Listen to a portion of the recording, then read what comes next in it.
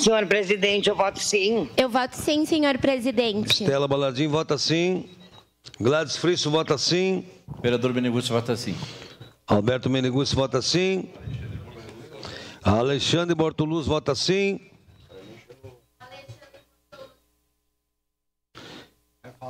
Como vota...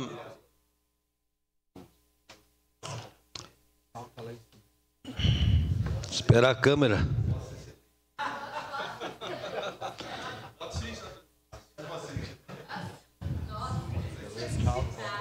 Voto sim, senhor presidente. Obrigado, vereador Scalco, vota sim. Agora, encerrado o registro dos votos, encerrada a votação, o requerimento número 65, 2023, foi aprovado por unanimidade, com representação de Marisol Santos.